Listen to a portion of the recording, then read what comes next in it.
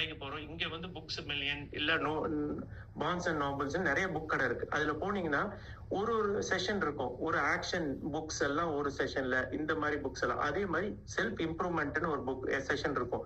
அதுல பாத்தீங்கன்னா நிறைய புக்ஸ் இருக்கும். என்னன்னா நம்ம இம்ப்ரூவ் பண்றதுக்குள்ள புக்ஸ். அப்புறம் அந்த புக்ஸ்ல நம்ம எவ்வளவுதான் புக்ஸ் படிச்சாலும், ஞானம் படிச்சாலும், அது நமக்கு வந்து அந்த இம்ப்ரூவ்மெண்ட் எல்லாருக்கும் ஆகுதானா ஒரு 5% ஆகும். ஆனா 100% ஆகாது. அதுக்குள்ள காரணம் என்னங்கிறது அவங்க சொல்றாங்க. அதுக்குள்ள காரணம் என்னன்னா, அதை வந்து இன்னும் ரொம்ப அழகா எக்ஸாம்பிளா எக்ஸ்பிளைன் பண்ணோம்னா, ஒரு ஆணை இருக்கு. ஒரு ஆணை மேல ஒரு ஆணை கண்ட்ரோல் பண்ற ஒருத்தர் உட்கார்ந்துருக்காரு. அப்போ அவர் என்ன பண்றாரு, ஒரு குச்சியை வச்சுட்டு ஒரு ஆணையை வந்து இங்க போ அப்படின்னு சொன்னா, அந்த ஆணை என்ன பண்ணுது, ஓடி போய் அந்த பக்கம் வாழைப்பழம் இருக்க இதை போய் அதை சாப்பிட போகுது. அப்போ அவர்னால அந்த சின்ன குச்சியை வச்சுட்டு அவர்னால அந்த ஆணையை கண்ட்ரோல் பண்ண முடியாது. ஏன்னா அந்த ஆணை பிசிக்கலா அது வந்து பெரிய உருவம், இவர் வந்து சின்ன இது வெறும் ஒரு குச்சியை வச்சுட்டு தான் உட்கார்ந்துருக்காரு. அதனால அவர்னால கண்ட்ரோல் பண்ண முடியாது. ஆனா நம்ம என்ன புரிஞ்சுக்கணும்னா, அவர் எப்படி அதை ஆணையை கண்ட்ரோல் பண்ணோம். ஆணைங்கிறது நம்ம மனசு. அந்த ஒருத்தர் குச்சி வச்சுட்டு உட்கார்ந்து இருக்காரு பாத்தீங்களா, அவர் தான் வந்து நம்ம இன்டெலெக்ட்னா அந்த புத்தி.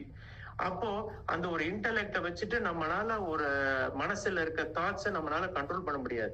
அப்போ அதுக்கு என்ன ஒரே வழி, அந்த ஆணை எப்படி அவர் கண்ட்ரோல் பண்றாரு, சின்ன வயசுல இருந்து அதை பிராக்டிஸ் பண்ணிட்டே கொண்டு வர்றாரு. சின்ன வயசுல இருந்து பிராக்டிஸ் பண்ணியே கொண்டு வரும் போது அந்த ஆணை அந்த சின்ன குச்சிக்கு பார்த்து பயந்து அவர் சொல்றத கேக்குது. அதே மாதிரிதான் நம்ம மைண்டை இன்டெலெக்டா நம்ம கண்ட்ரோல் பண்ணோம்னா, இந்த புக்ஸ் எல்லாமே என்ன பண்ணணும்னா ஐடியாஸ், இது நமக்கு இன்ஸ்பிரேஷன் தாட்ஸ் இதெல்லாம் கொடுக்கும். ஆனா நம்ம மைண்ட் வந்து கண்ட்ரோல் பண்றதுக்கு, ஏன்னா அது அலை பாஞ்சிட்டு இருக்கு, ஒரு ஆணை மாதிரி இருக்கு. நம்ம பிசிக்கலா சும்மா அந்த ஐடியாஸ் வச்சுட்டு நம்மளால முடியாது. அதுக்கு வந்து பிராக்டிஸ் தேவை. அதுக்கு நம்ம வந்து டெடிகேஷன் தேவை, பிராக்டிஸ் தேவை. அண்ணா சொல்ற மாதிரி நாமாகளை சொல்லிட்டே இருக்கணும். அந்த பிராக்டிஸ் டெடிகேஷன் பண்ணும் போது அது நம்மளால கண்ட்ரோல் பண்ண முடியும். அதுதான் ஒரு மெயின் சீக்ரெட். அந்த தாட்ஸ் இது எல்லாம் நம்ம கண்ட்ரோல் பண்ணோம்னா அந்த பிராக்டிஸ், டெடிகேஷன், பிராக்டிஸ் தேவை.